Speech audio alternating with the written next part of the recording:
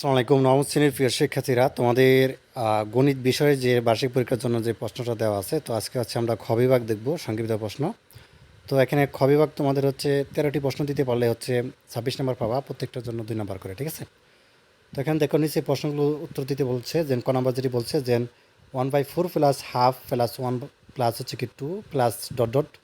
তো এই দ্বারাটির দশম পথ নির্ণয় করতে বলা হয়েছে, ঠিক আছে? তো চলো এই ক নম্বর উত্তরটা এখন আমরা দেখি।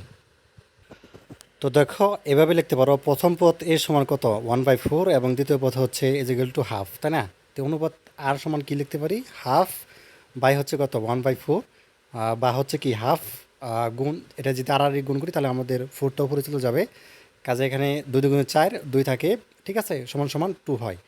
তো এখানে দেখো এনতম পথ অর্থাৎ এ আর অর্থাৎ এন মাইনাস হচ্ছে 1। তো দশম পথ আমরা বের করি, দশম পথ আমরা হচ্ছে ইজিক্যাল টু এ আর 10 মাইনাস হচ্ছে কি 1, এখানে জাস্ট এন এর মানটা বসানো হয়েছে আর কি। তো ইজিক্যাল টু কত এ 10 থেকে তুমি 1 বাদ দাও, তাহলে এ আর উপরে 9 থাকে, তাহলে ইজিক্যাল টু কত 1/4 গুণ হচ্ছে কি 2 উপরে 9 পাওয়ার। তো ইজিক্যাল টু কত 1/4 গুণ হচ্ছে কত, এটা 9কে তুমি হচ্ছে 2 দ্বারা গুণ করো, তাহলে দেখা যাচ্ছে এখানে তোমাদের পাওয়ার যে অর্থাৎ 2 এটা 9 বার হবে, ঠিক আছে? গুণ 2 গুণ 2 গুণ এরকম 9 বার হবে, এটা গুণ করলে হয় আমাদের 512। তো 512 4 টাকা যদি কাটাকাটি করে 128, তাহলে উত্তর দশম পথ হলো কি 128, ঠিক আছে?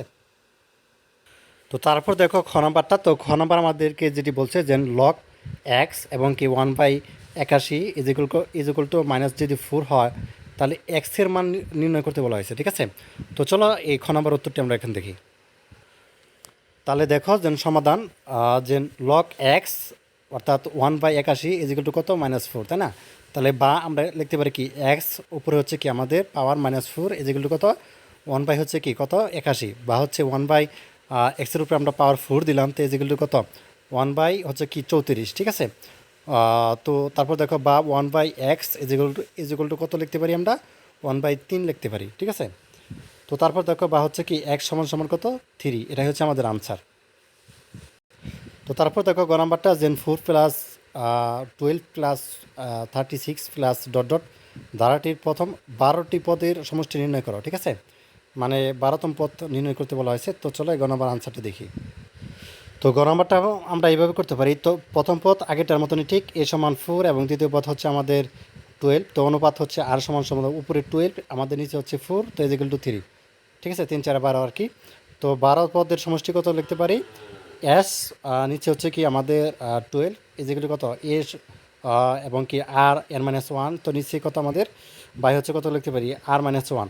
তো তার সেখানে মান বসে যদি পাই আমরা এর মান কত পেয়েছি 4 ইন্টু গুণ হচ্ছে কত 3, 12 মাইনাস হচ্ছে 1 এবং নিচে কত 3 মাইনাস 1, ঠিক আছে? তো এটাকে যদি আমরা মাইনাস করি তাহলে 4 পয়েন্ট, অর্থাৎ 4 ইন্টু ইজিক্যাল টু কত থাকে আমাদের, অর্থাৎ এত গুণ করলে 4 দ্বারা এত যদি গুণ করি আমাদের এত আসে, অর্থাৎ 53 এবং 1 441, ঠিক আছে? -1 আমার নিচে যা আছে তাই থাকবে, এবং উপরে যদি আমরা এটা -1 একবার দিই তাহলে আমাদের এত থাকে, এবং কাটাকাটি যদি করি তাহলে আমাদের কত হয়, অর্থাৎ 10 6 2 এবং কি 880, এটাই হচ্ছে আমাদের আনসার। দেন হচ্ছে গ নাম্বারটা দেখো যে 2x plus Y equal two 5 যদি হয় আর কি, এবং X plus Y equal to 3 হলে, তো সরলরেখা দুইটির ছেদ বিন্দুক স্থানাঙ্ক নির্ণয় করো।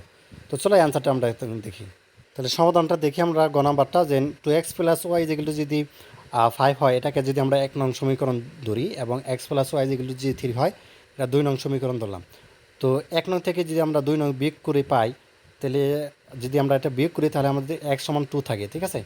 তো 1 নংয়ে আমাদের কী আছে 2 গুণ হচ্ছে কি 2 প্লাস ওয়াই ইজিক্যাল টু 5, বা হচ্ছে কি 4 প্লাস হচ্ছে ওয়াই ইজিক্যাল টু 5, আর 4টা যদি ওই পাশে যায় মাইনাস হয়ে যাবে, তাহলে ওয়াই ইজিক্যাল টু আমরা কত পেলাম 1 পেলাম।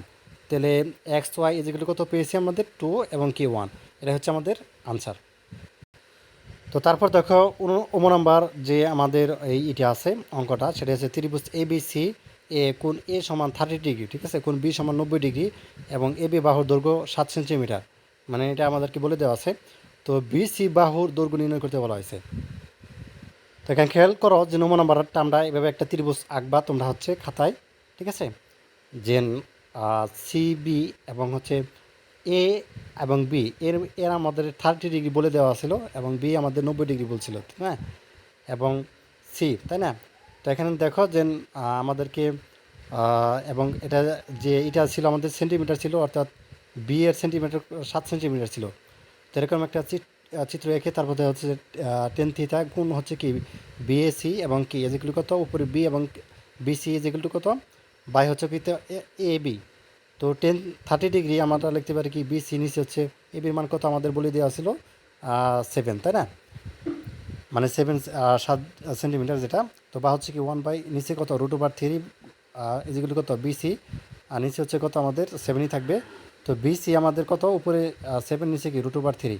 তো এটাকে যদি আমরা রুট করি আর কি 7, এটা যদি ভাগ করি √3 দ্বারা, তাহলে আমাদের 4×04 আনসার, ঠিক আছে? তো তারপর দেখো যে 6 নম্বরটা আমাদেরকে বলছে যে আহ, উন্নতি কোণ ও অবনতি কোণ বলতে কী বোঝায়, ঠিক আছে? তো সংজ্ঞা দিতে বলছে যে উন্নতি কোণ এবং অবনতি কোণ বলতে কী বোঝায়। তো চলো আনসারটা দেখি।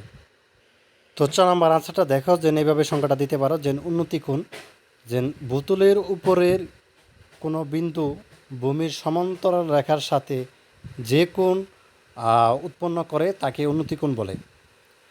আর অবনতি কোণ এভাবে লিখতে পারো যে বোতলের সমান্তরাল রেখার নিচের কোনো বিন্দু ভূরেখার সাথে কোনো কোণ উৎপন্ন করে তাকে অবনতি কোণ বলে।